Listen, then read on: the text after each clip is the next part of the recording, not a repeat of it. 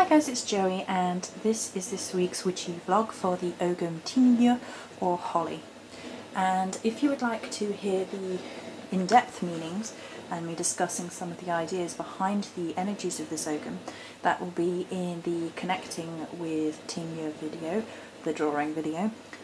But we will touch on a few key ideas of the energies here at the start. So we have balance, mastery over self, ordeals, challenges and trials, being under attack, taking action to defend yourself, the light and dark side of oneself, justice, growth. So we touched on a few of the meanings in some depth actually in the connecting video. The ideas about the Tinne state, the twin and often the killer of the king, as well as the story of the Blood-Eye-Weth, Gron and Lugh, and the spear that Gron makes with Blood-Eye-Weth's help in order to pierce the blood, and ego of Lugh, drawing him into his totem, the eagle. And I wondered whether eagle symbolism and totem energy was going to come through quite a lot this week. It didn't in the end, but after I wrote about it, there was a post on Facebook. When a storm is coming, all other birds seek shelter. The eagle alone avoids the storm by flying above it. So in storms of life, may your heart soar like an eagle. And that's a lovely idea of rising above drama, of becoming out of the situation, of avoiding it altogether, of rising above it. And this week I have felt very much like stepping away and not being a part of things this week, which we're going to touch on in a little while. Another interesting quote was, eventually soulmates meet for they have the same hiding place. At the start of the week I was feeling incredibly drawn to work with the pietisite tumblestones. They kept catching my attention, and it's these ones.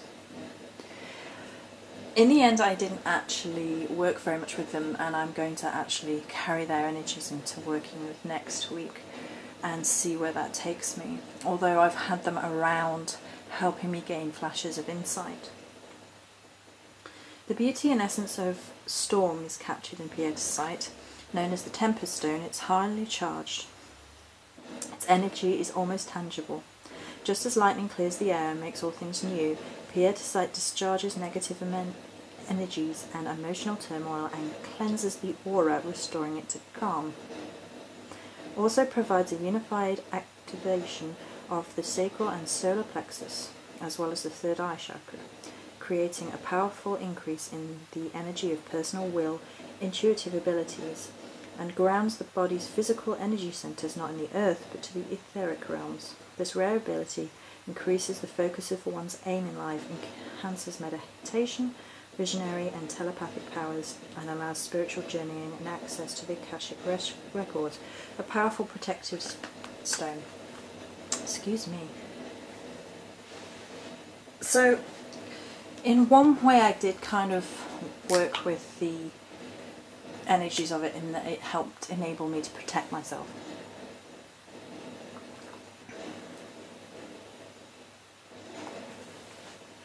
I saw a holly sprig outside before I went Tesco shopping, and on the way home had a near-death experience.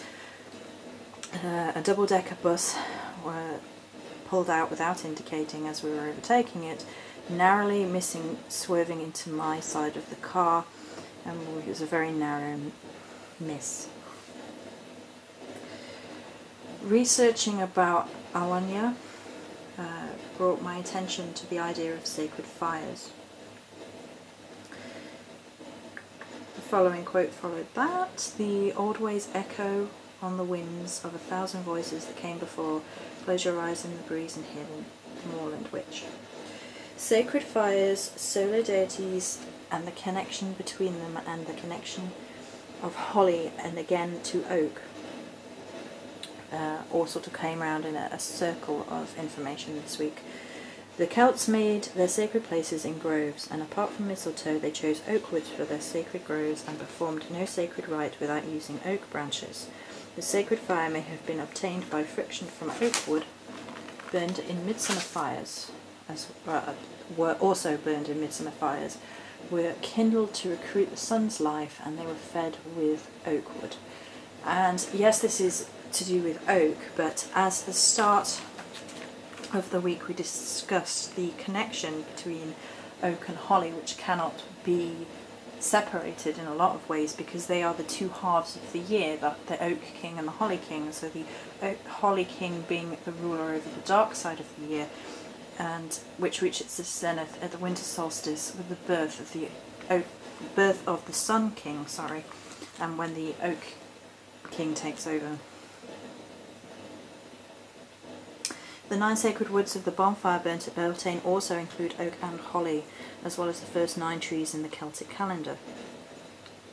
Both holly and oak, as a herb, have a masculine fire energy according to Cunningham's Encyclopedia of Herbs, but given the solar nature of Awan and the references to other solar goddess, it raises an interesting point. Why do we classify these herbs as masculine? Is this a misguided reference, symbolism and connections that could be ignored as outdated classification?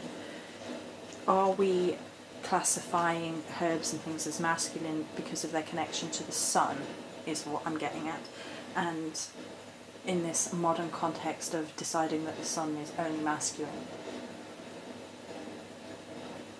For the ancient sages, the soul was the sacred fire, their main tool of communication with both inner and outer worlds was meditating on the sacred fire, which linked them with the sacred order of life.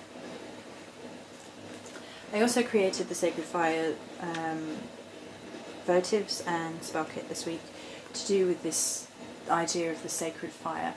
There was also a quote about putting your enemies in your cauldron, which basically means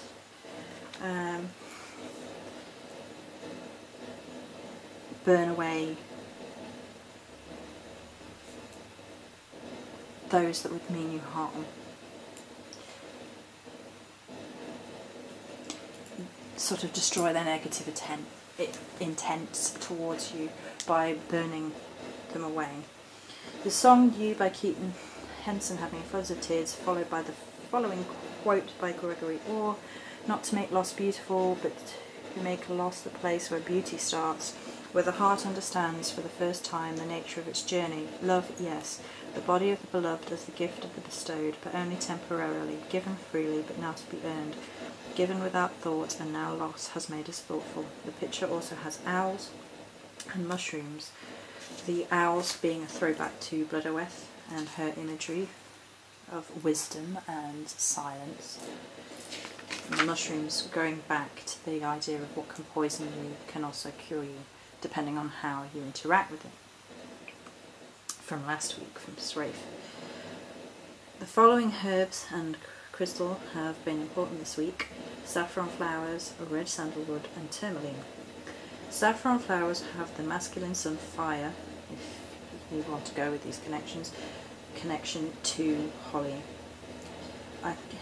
Whilst it is used in love, can also be used for healing, strength, psychic powers and purification. Red sandalwood, also being used for love magic, can be used, and I particularly enjoy using it, with removing negativity, increasing opportunities, protection, healing and commanding. Tourmaline can strengthen the body and spirit, protects you from psychic attack, particularly in challenging times, also protects you from destructive energies and bad vibes. Almost every night this week I came under psychic attack, and it was a weak psychic attack because it was easily countered, but every night, and it was annoying. And for this reason I think that this Ogham may well have been one of the warning signs. I actually slept with that piece of tourmaline next to my bed, I always do, And every time this psychic attack happened this week, I woke up and I found that in my subconscious dream state I picked up and held on to that piece of tourmaline all night without dropping it, without rolling on it, without waking myself up. It was like every morning like, oh hello. And I frequently wake up when these sort of things happen because I become aware that they're happening and I wake up. And I have a sort of reflex reaction against psychic attack, and clearly it was not particularly strong psychic attack. And I had a feeling, and I sort of spoke to my sister about it, about my ex-family members being problematic this week and them sending negative energy, and that occurred and we both heard from them. So that was happening, which was fun. But yeah.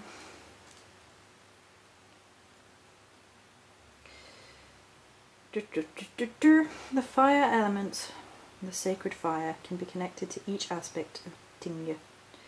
For balance, when fire burns away dead wood and leaves instead behind fertile soil, which can also be connected to growth and rebirth.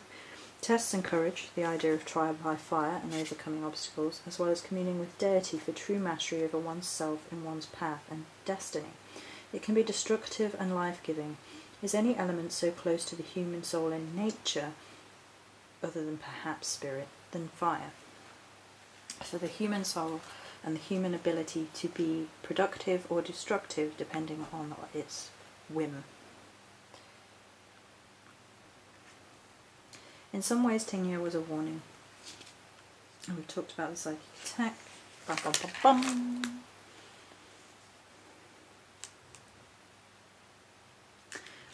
I've arrived at the whole idea of feeling that enough is quite enough. With the whole psychic nonsense this week, migraines as a result of that this week. I've been working with ocean magic and driftwood and shells this week. Driftwood is an interesting energy of being surrounded by something to the point where you become something else, of transformation, of rebirth. And shells are as well in a fashion. I've created some shell powders this week and things of that nature.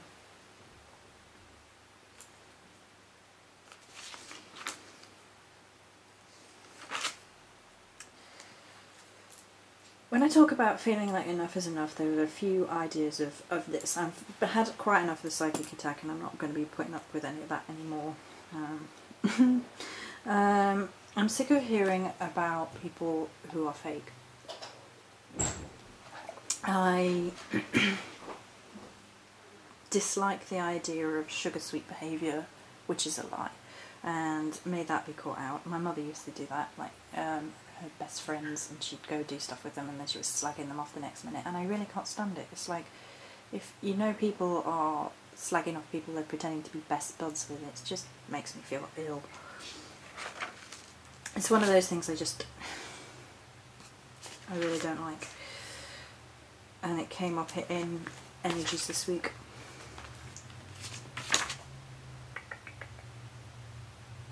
The spell work of the Spear of Psychic Protection, we have already put that video up.